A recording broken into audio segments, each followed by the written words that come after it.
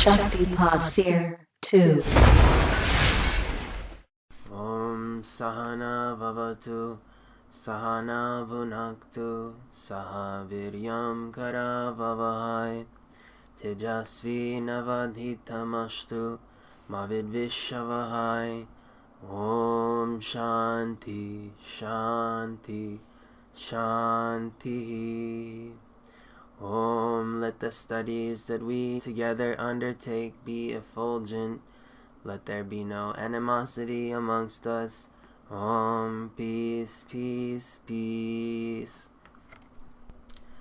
This one I have a little bit more of the lamb rim for us. And this is going to be on the topic of Bodhichitta.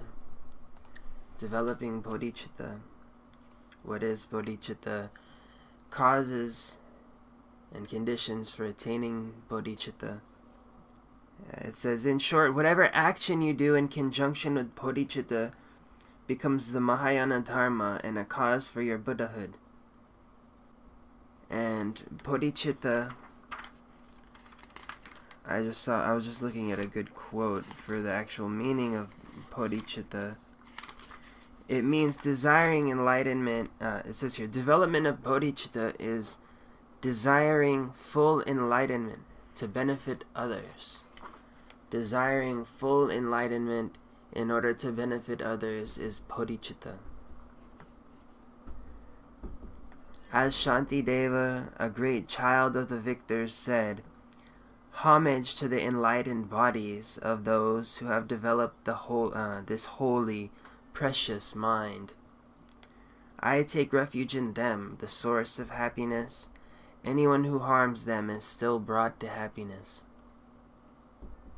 In other words, someone who has developed bodhicitta in their mind stream may be abused and so forth, but still they will work for the sake of the person who wronged them and lead them to eternal happiness.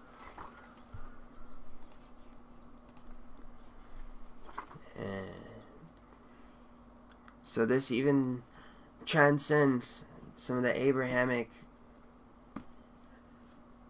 ideas of retribution and worthiness and infidels and things like that, and it speaks to a purely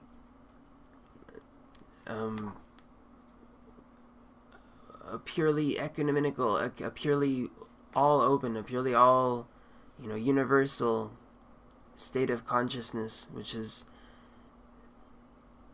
not bound by labels and temporary obscurations of the mind like form and name, nationality, ethnicity, but it speaks to a state of consciousness which is purely equanimous, sees everything with equanimity, because it begins in itself to see itself with equanimity.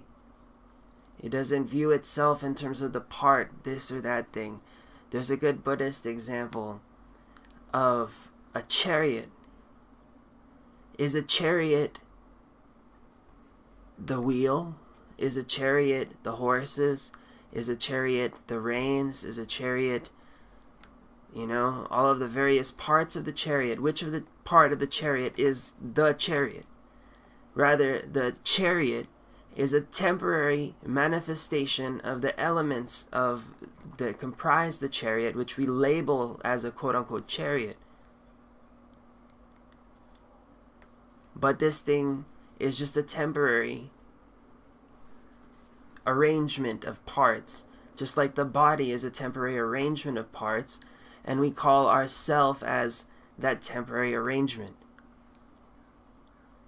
Not to imply that there's no you, but that you that you're so used to calling you is a straw man, you're giving it life with your belief in it, delusion.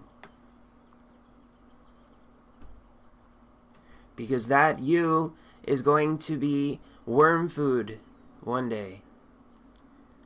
One day, worms and maggots will eat your body, and you will be in the ground. Where will you be then? Where will you still latch on to that you then, or will you go on to another body? What will you do? And that's why Buddhism seeks to transcend completely attachment to the body by cutting it at the root, which is belief in the individual self which springs from the body and from separation. Again, not that there isn't some kind of self inside of you, and not that you're the same as the whole. I'm not saying either of those things, and neither did any Buddhist philosophers.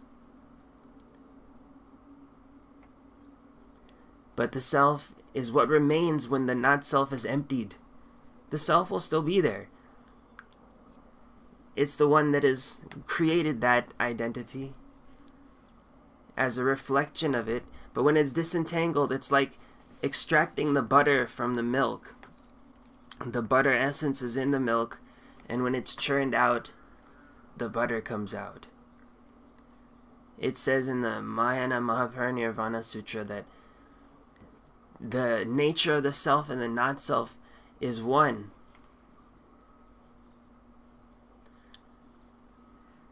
So what remains is that equanimous bodhicitta, which doesn't see someone just for their form and say, oh, this is this type of person and I don't like them and this is that and that and that. That is a delusion that the whole world is buying into. Just like a dream. It's really nothing more than that. It's like everyone is characters in a dream here. Except they don't know that they're dreaming. But when worms and bugs are eating away your body, will you still cling to your identity? Will you still call yourself Josh or Christina or Sunrita? Will I still call myself James? What will you call yourself when you depart this body? This is definitely tied into the development of bodhicitta. Because you can't have bodhicitta if you're identified with this body. This body is not the one that has love. This body has desire, it has hatred, it has animosity, it has delusion, but it doesn't have love. Love is a different body, Anandamaya Kosha, a spiritual body. It's full of wisdom and pleasure. That's the body you should identify with. Identify with that. The Shambhogakaya.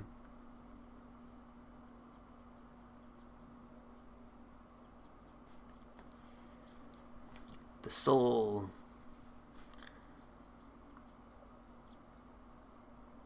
The soul is something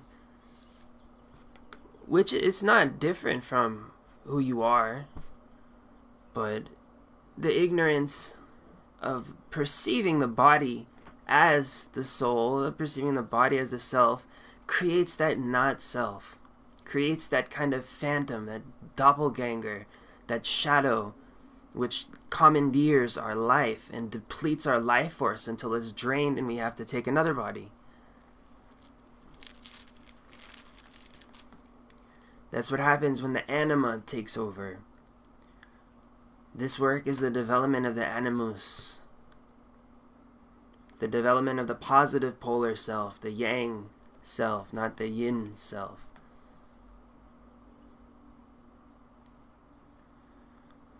So we have to diminish the yin self, and the yin self is the not self. It's that form, that stickiness, that adherence to ego and this and that.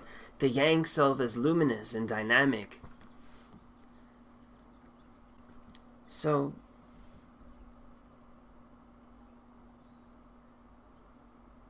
the yang self, the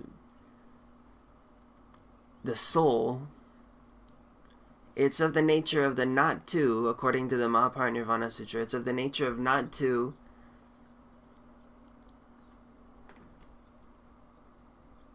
with the actual not self.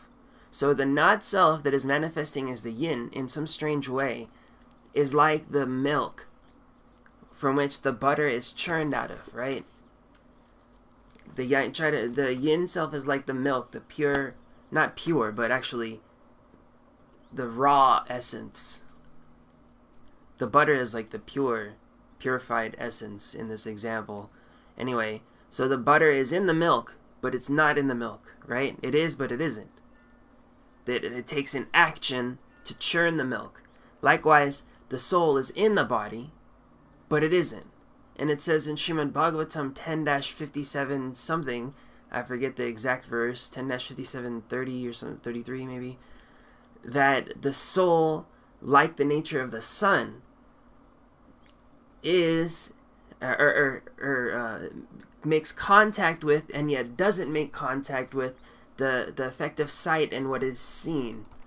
Maybe I can find the exact quote here. I have a little graphic that I made. The sun never undergoes contact with or separation from insubstantial material objects because the soul never undergoes contact with or separation from insubstantial material objects because the soul is their very origin and illuminator. Thus the soul resembles the sun, which neither comes in contact with or separates from the sense of sight and what is seen. Let me read that again. The soul never undergoes contact with or separation from insubstantial material objects because the soul is their very origin and illuminator. Thus the soul resembles the sun, which neither comes in contact with nor separates from the sense of sight and what is seen. Birth and other transformations are undergone by the body, but never the self, just as change occurs for the moon's phases, but never for the moon. Though the new moon day may be called the moon's death, quote unquote. So this is also a very subtle metaphor. It's trying to illustrate the idea that there's nothing static in this world. The type of static thinking is just our concrete mind, which we're so stuck in all the time. Everyone on this freaking planet. And the Theosophists would tell you that that's the particular level of evolution of the planet and that we're going through the ray of concrete mind and things like this. Personally, I think that's just probably a quality of Manusya existence in the Kali Yuga. As it's descending, we become more descended into our lower cognitive faculties. The concrete mind and the abstract mind goes away, which is why that you see less heroes like you had in the Bronze Age was supposedly this age of great heroes according to the Greeks, and previously in the Silver Age and the Golden Age you had like more abstract thinkers and more religious and spiritual people. And so as you go into Kali Yuga, we sink more into the concrete mind where we're only concerned with, direct, immediate things. Like it says that there's a lot of focus on one group of people raiding another group of people's city and tribe and things like that. I was reading about the different ages according to the Greeks recently. Interesting stuff. The Greeks and the Hindus had the exact same system for measuring the cycles. Like literally exact same. Gold, silver, bronze, iron. Although the Greeks included some different, there's like one other age in between the Bronze and the Iron Age called like the Age of Heroes or something. But exactly the same. It's pretty interesting. But yeah, I think that it has more to do with human beings being just lesser, gone down in literally in dimensionality, whereas according to the Theosophical model, the concrete mind is the lower part of the third plane, and the abstract mind is the higher part of the third plane, whereas the first plane is physical, etheric, second plane is astral, emotional, third plane is mental. So the lower part of the mental plane, according to Theosophical Hermetic models and such, is the concrete mind, and above is the abstract mind. Concrete mind, abstract mind, and then further from the abstract mind you start to have the spiritual planes and things like that. So more dense, concrete minded people are,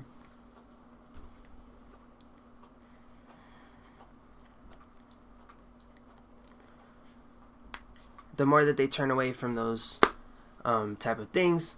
And as I was saying, the more that they look at life in terms of this objectified view, where everything is a static object, you know what I mean? Which is quite different from the Eastern way of looking at things. Whereas Buddhism, they view that everything is impermanent. Nothing stays the same. Everything is changing and shifting. And the Hindu has the view of the cycles, the yugas, and these great, sciences of the chakras and polarity relationships and things like that. What I'm trying to get at here, and what, the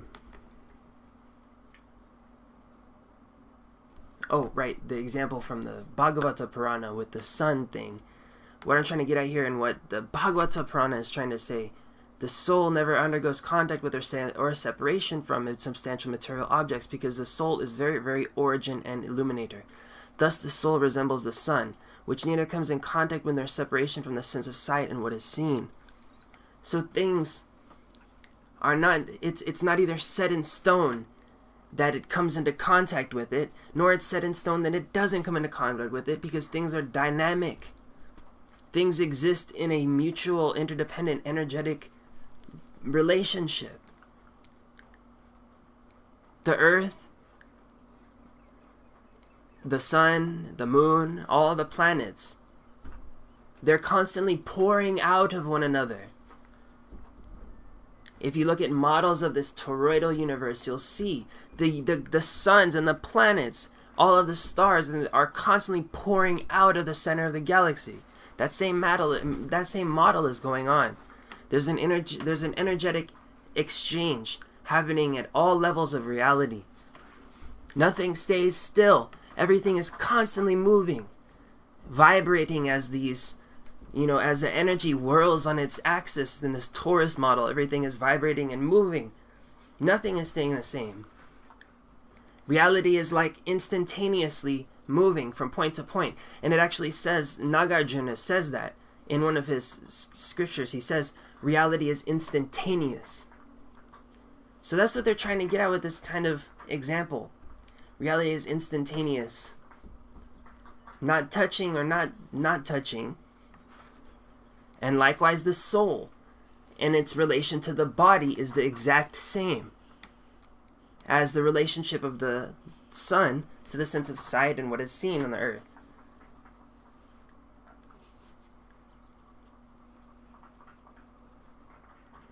The body and the soul have this dynamic relationship.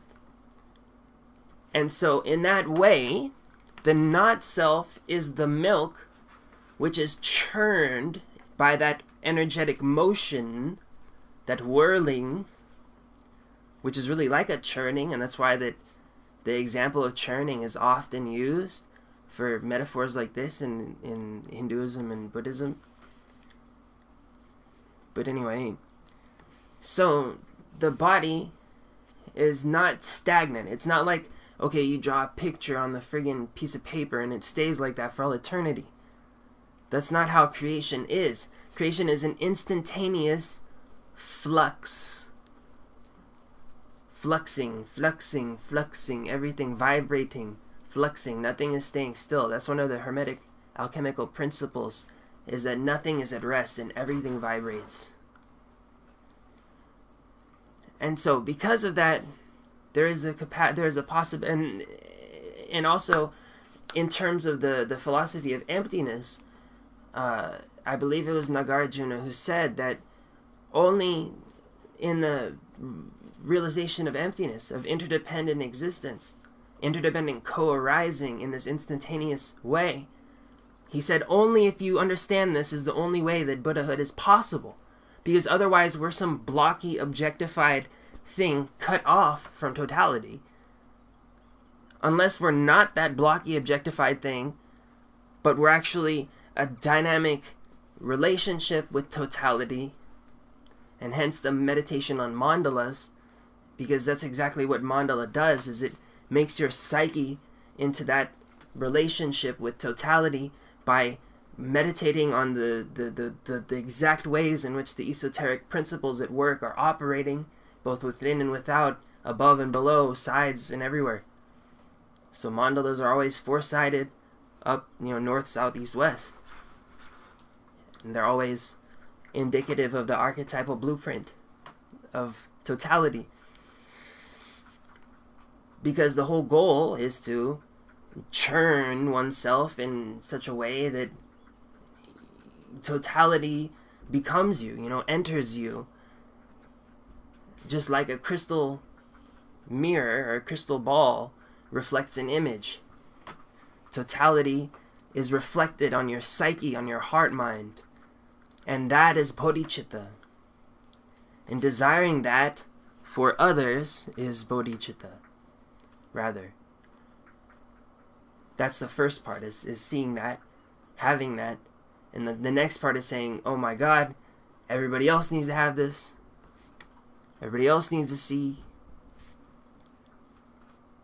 And desiring sincerely, just desiring sincerely to help them see that. Not desiring to be a friggin', God worshipped by everybody, desiring to be like a mega leader, desiring to have 1 million followers, or desiring to get a bunch of money, desiring to...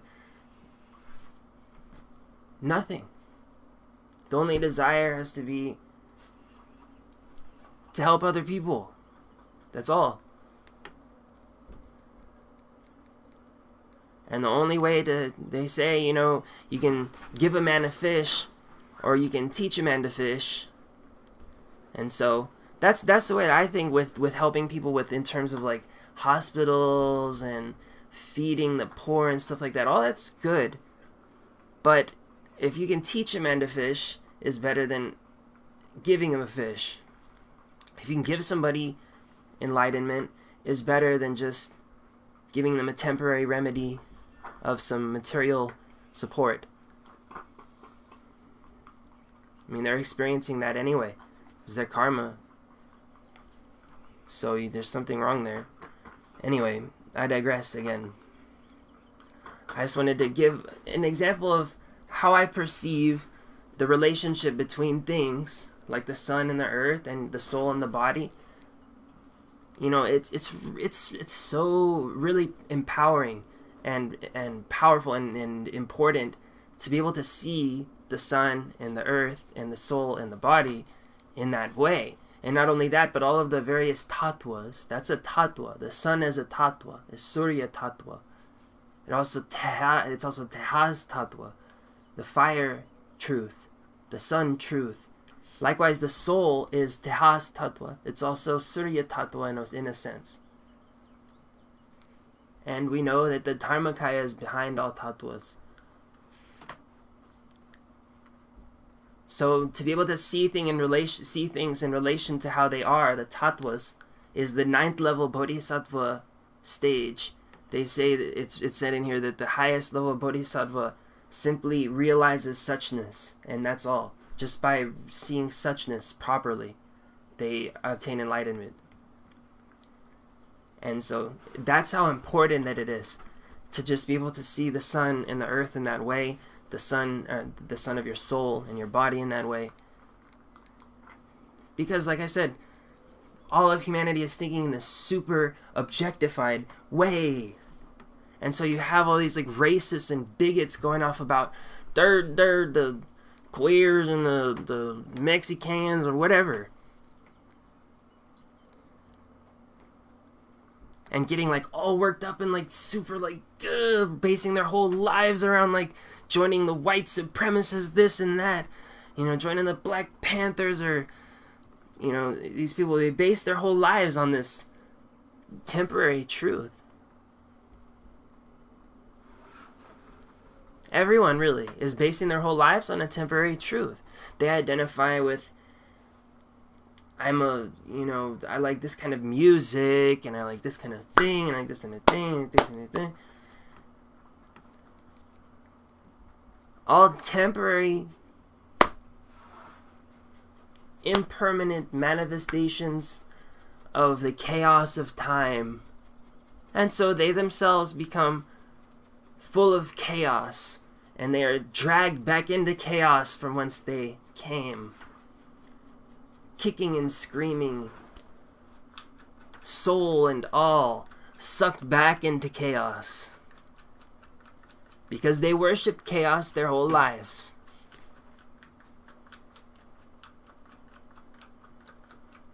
There's a reason why the ancients referred to chaos as the waters of chaos. The biblical term for the primordial sea was indicative of a primordial sea of chaos.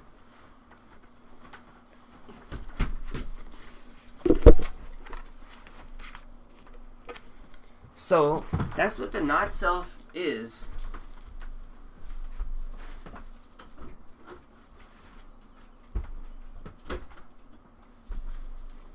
The not self is chaotic.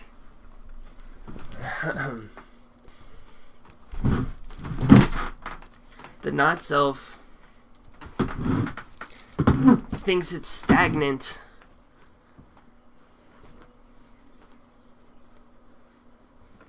When the only permanent thing is God. And therefore, vis-a-vis, the only permanent thing in you is the Dharma Dhatu, the Tathagata Garbha, the truth element, the embryo of the thus come one. The only true thing, the only permanent thing in you is that thing which is of the nature of God, of Buddha, of the super soul.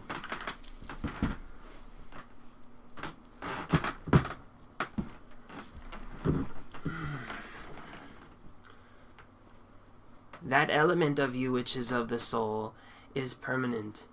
Everything else, not so much. And yet, do we ever fuss about our soul in this life? Hardly ever. Do we love to fuss about our impermanent situation and self and other impermanent things? Oh boy, do we love to fuss about that, because this world is consumed by chaos.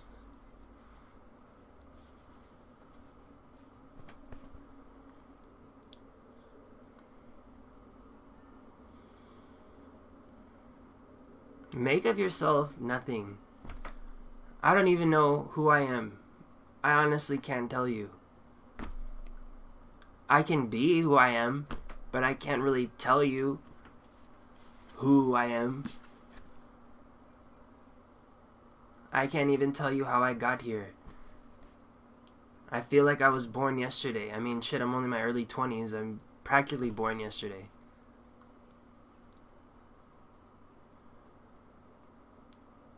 I don't hold on to this, or I try at least my hardest, not to hold on to this clinging to identity.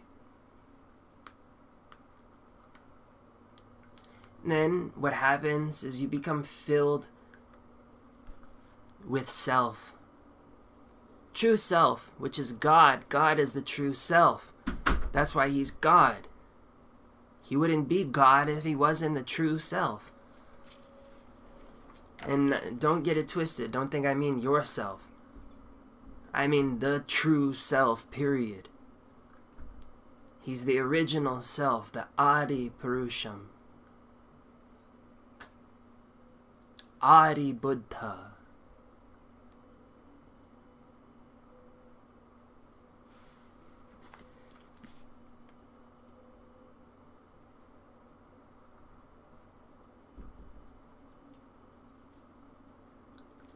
And like I said, since reality is not stagnant, him existing as some stagnant, cut off thing, if that were the case, you wouldn't exist. If it were the case that the primordial man, the primordial Buddha, were cut off, separate, dualistic Bhagawan, then there would be no you. If the causes and conditions were contained in and of himself, and they weren't connected to you and interdependent with you, you wouldn't exist, because you couldn't exist. He couldn't extend himself to manifest, to emanate you. But because he was able to extend himself to emanate you, and I subscribe to the theory of emanation, because I like the way that it stacks in a nice Shankya type of order where you can make a nice little tree and such. And a lot of societies have this view of emanations, whether it's Gnostics also held that view of emanations, and Buddhists, of course, too, Hindus, of course, but the Gnostics also were famous for subscribing to that theory as well, in terms of certain beliefs that they had.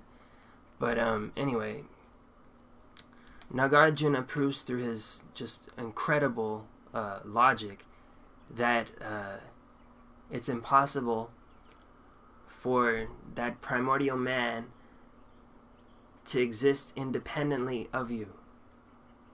In other words, you two are the nature of the self and not self, which is the milk and the butter, and the nature of not two. Not to say that you're the exact same thing. The not self is never the same as the self. But it's such that the not self doesn't even really exist. Likewise, your own little unique self doesn't really exist in and of itself, but it exists in and of God and through God, through the Supreme Brahman.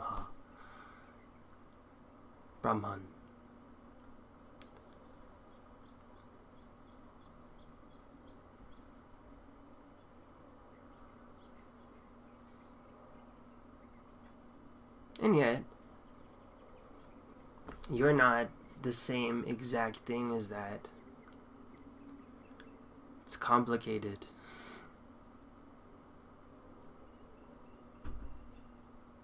But your nature, Prabhupada used to say that Srila Prabhupada used to say that you're one in quality, but not quantity. And that makes sense, I guess, in a sense. I mean, I wouldn't be so conclusive as to the quantity, but you can be sure that that type of infinite power, which must have surely been the source of everything in this universe, can never be the same as any one of the parts. And the parts can never really be the same as the whole. Even though the parts are within the whole, and the parts are the whole,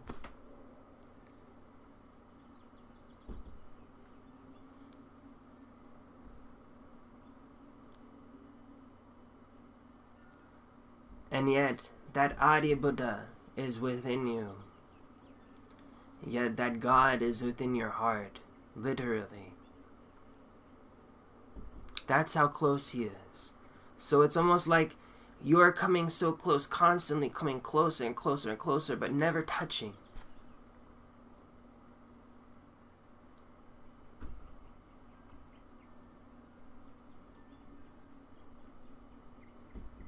I hope that made any degree of sense.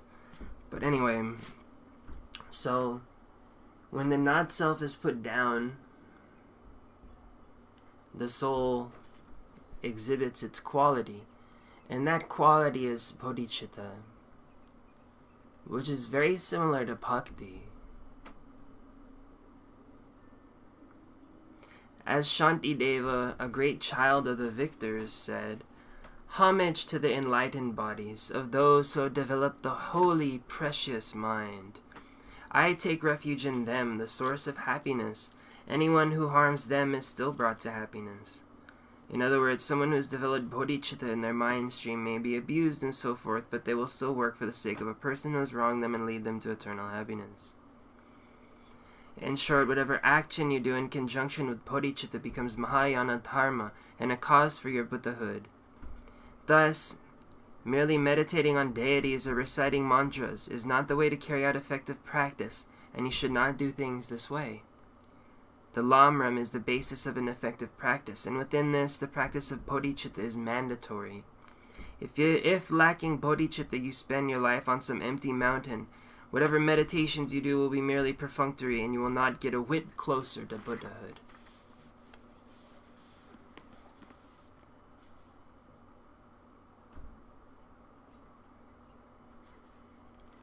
Bodhicitta is the path of devotional service. And the Vaishnavas say this themselves.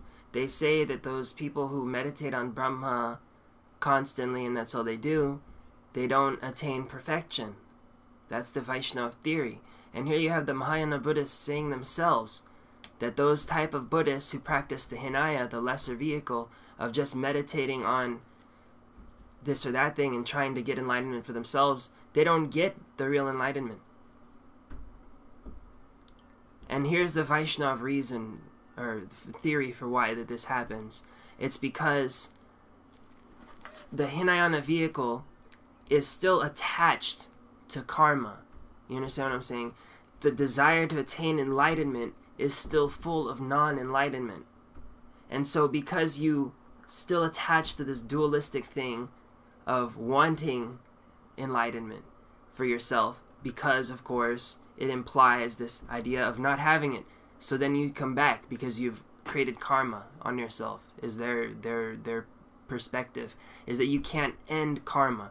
They try to end action completely, but they can't because they've come into it through a negative kind of way.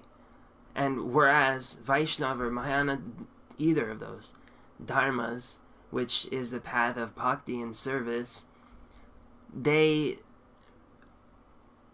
it's like the post-enlightened state, like the pure state, which is bodhicitta, which is having love for everyone.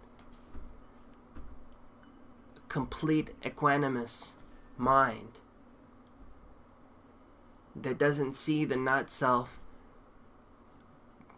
but feels the true self. Understands, knows, becomes the true self, which is that self inside of everybody. Not in a purely monist sense, more in achintya bheda abheda sense, inconceivable oneness and difference. That self in you is the same self in every single person. Again, like I said, not in the purely monistic sense that there is only one type of self, but that Atma is the same soul, the same nature. And so, if you meditate on that within yourself constantly, you can't help but to radiate it outwards and to see it in everybody.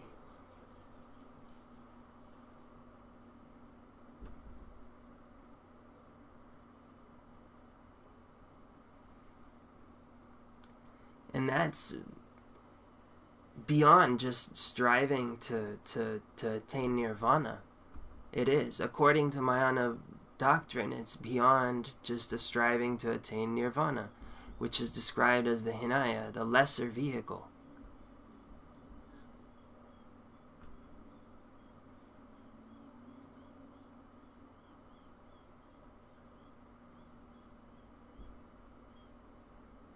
It is the path of pure love. And as such, only that transcends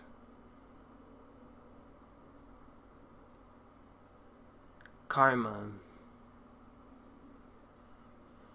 transcends desire, transcends suffering, the awakening of the pure compassion within you.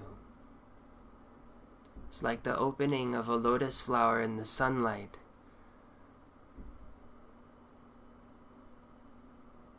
but the sun is coming from within, and it's shining around and here and there and on all sides. And that sunlight is the living God. Not a dead God which exists fictionally in some story or some cloud somewhere, but a living God which is in your heart, and also up there in some cloud and in some story. The reality is so much more than just, this is my name, this is my form, this is my life, and this is my car, and my this and my that. Me, me, me, me, me.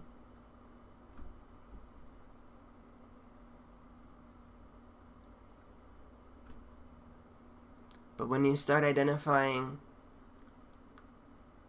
with that source inside of you, then you start to become absorbed into it, and your identity partakes of the nature of eternity.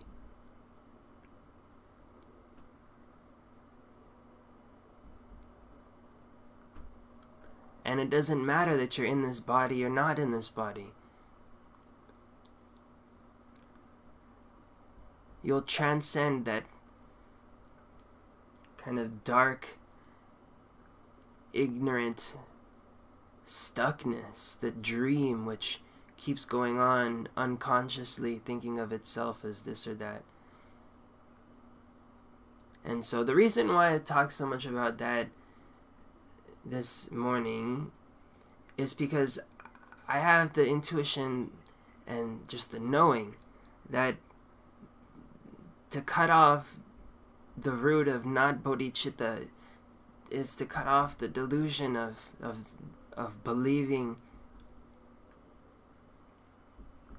that your body is yourself.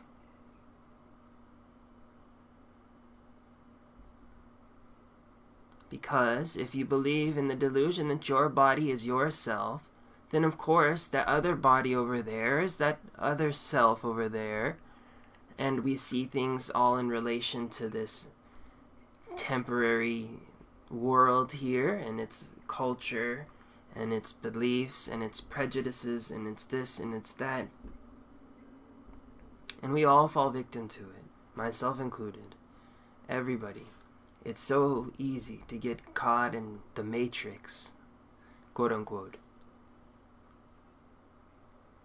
Which is not some kind of far off or,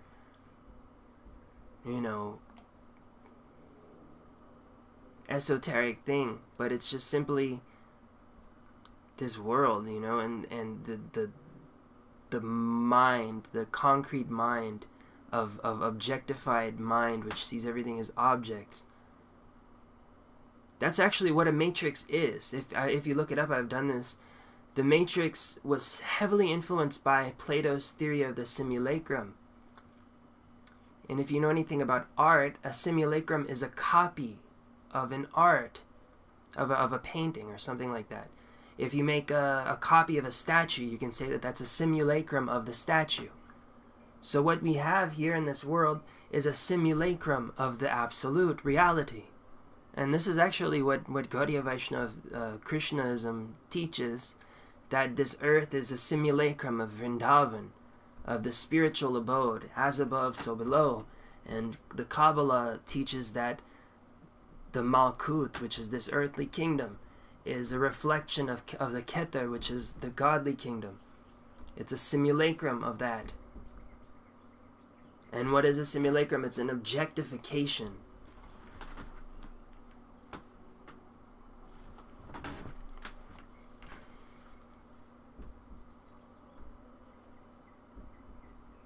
It's an objectification of the truth.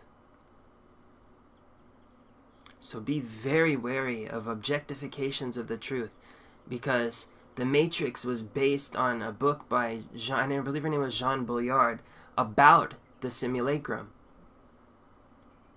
And Keanu Reeves, I remember reading that Keanu Reeves had to read that book before he starred in the Matrix. Read this book about the simulacrum. It's interesting how Keanu Reeves always plays the Christ figure. It's so strange.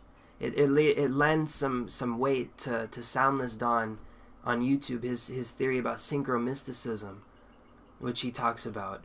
It's just too much of a coincidence that Keanu Reeves consistently plays like the Christ, the awakening, you know, Buddha. He played the little Buddha. He played Christ. He played Constantine in that one movie, and he plays in The Matrix. And there's so many other examples which I can't think of right now that I've seen. Anyway, be very wary when we start to get into these objectifications.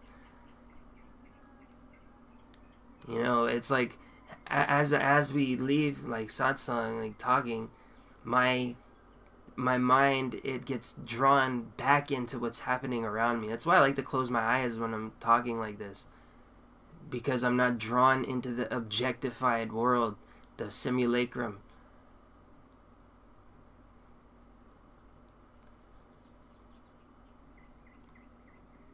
But afterwards, I always get drawn back into this or that objectified thing because someone's talking to me, or because I have to do this, or because I just lose my focus generally. And you feel your mind starting to buy back into the body, consciousness, things like that. So be very wary of it. Very aware of it.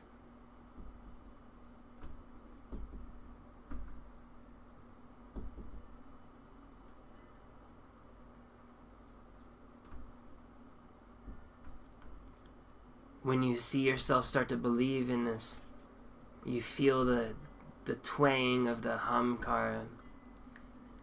Tell yourself, no self, no self, no self.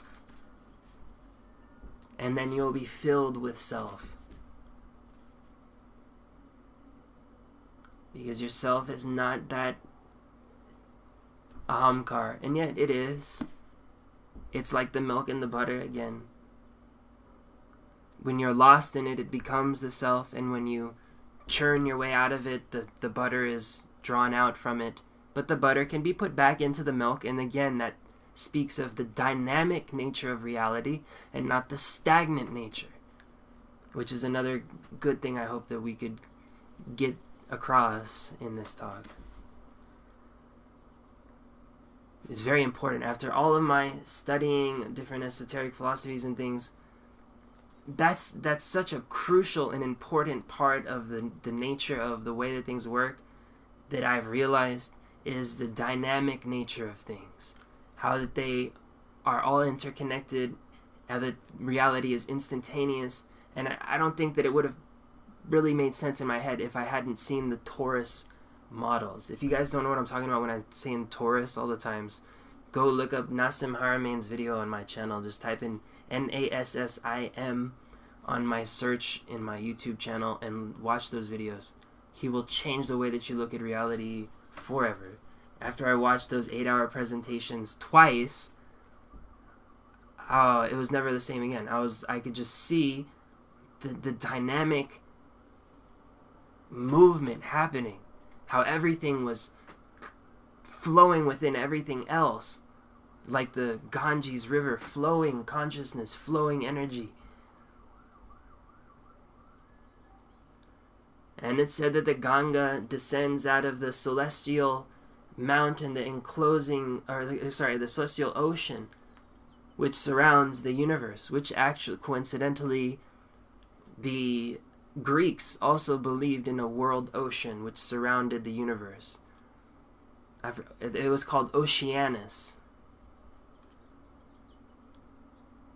Was the god Oceanus, which was a world ocean which surrounded the universe. And the causal ocean is what the Hindus believe in, which surrounds the universe, the causal ocean. So like that flowing through from spheres within the periphery, and then radiating out and flowing in and out and in and out. Everything is flowing within everything else. So I guess that's also another part of seeing bodhicitta, developing bodhicitta. Because you become not attached to this or that thing, but see everything as a reflection of the archetypal reality. Because if everything is flowing through everything else, that means that the archetypal reality is connected to this world.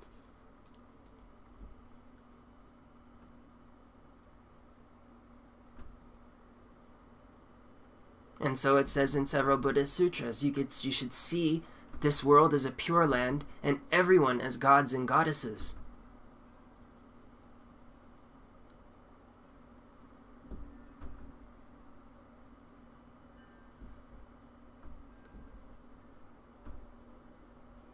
I've been to certain places, temples and things, which feel like pure lands, you know?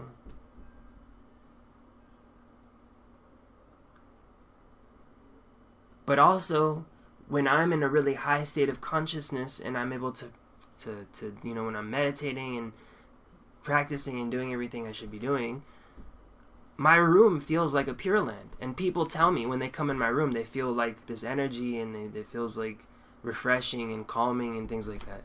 So many people have told me that.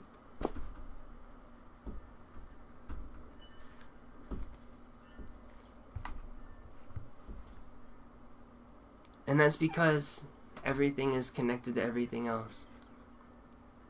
Everything is within the absolute reality. So likewise, all those people over there, they're just rough. They're diamonds in the rough is what they are.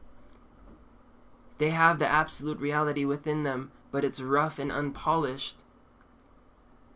But if we can see that absolute reality within them, then we'll give them respect. We'll give them love. We'll want the desire to help them truly. And so let our meditation be upon the absolute reality in the hearts of ourselves and all human, animal, vegetable, mineral, everything.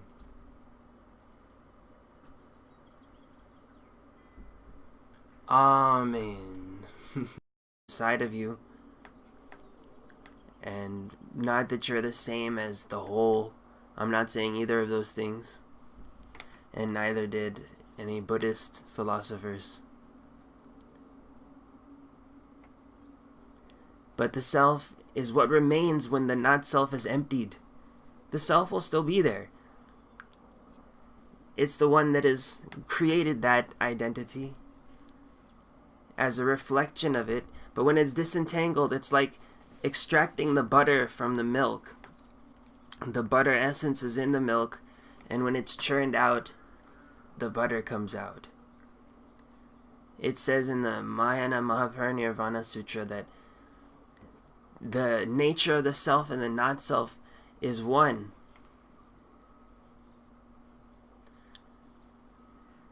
So what remains is that equanimous Bodhichitta,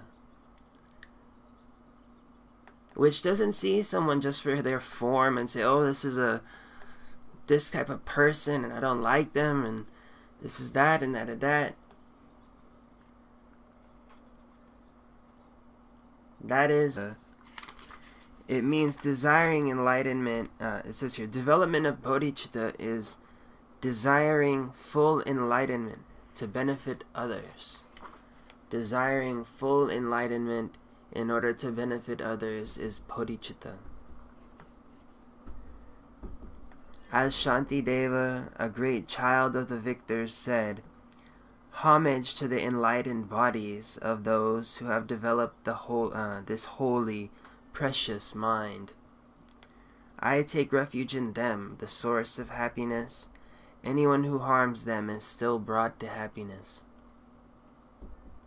In other words, someone who has developed bodhicitta in their mind stream may be abused and so forth, but still they will work for the sake of the person who wronged them and lead them to eternal happiness.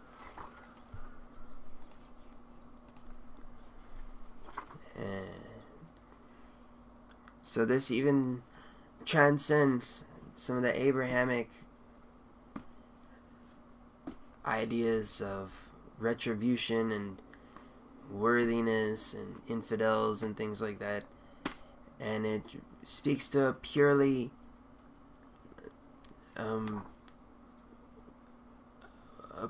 economical, a purely all open, a purely all, universal state of consciousness, which is not bound by labels and temporary obscurations of the mind like form and name, nationality, ethnicity, but it speaks to a state of consciousness which is purely equanimous, sees everything with equanimity, because it begins in itself to see itself with equanimity. It doesn't view itself in terms of the part, this or that thing. There's a good Buddhist example of a chariot. Is a chariot the wheel? Is a chariot the horses? Is a chariot the reins? Is a chariot, all of the various parts of the chariot? Which of the part of the chariot is the chariot? Rather, the chariot is a temporary manifestation of the elements that comprise the chariot, which we label as a quote-unquote chariot. But this thing is just a temporary arrangement of parts, just like the body is a temporary arrangement of parts, and we call ourself as that temporary arrangement. Not to imply that there's no you, but that you that you're so used to calling you is a straw man, you're giving it life with your belief in it, delusion. Because that you is going to be worm food one day. One day, worms and maggots will eat your body, and you will be in the ground. Where will you be then? Where will you still latch on to that you then, or will you go on to another body? What will you do? And that's why Buddhism seeks to transcend completely attachment to the body by cutting it at the root, which is belief in the individual self which springs from the body and from separation. Again, not that there isn't some kind of self in Shakti Seer 2. Om Sahana Vavatu Sahana Bhunaktu Saha Viryam Karavavahai Tejasvi Navadhitamashtu Mavidvishavahai. Om Shanti Shanti Shanti. Om, let the studies that we together undertake be effulgent. Let there be no animosity amongst us. Om, peace, peace, peace. This one I have a little bit more of the lamb rim for us. And this is going to be on the topic of Bodhichitta. Developing Bodhichitta. What is Bodhichitta? Causes and conditions for attaining Bodhichitta. It says, in short, whatever action you do in conjunction with Bodhichitta becomes the Mahayana Dharma and a cause for your Buddhahood. And Bodhichitta, I was just looking at a good quote for the actual meaning of Bodhichitta.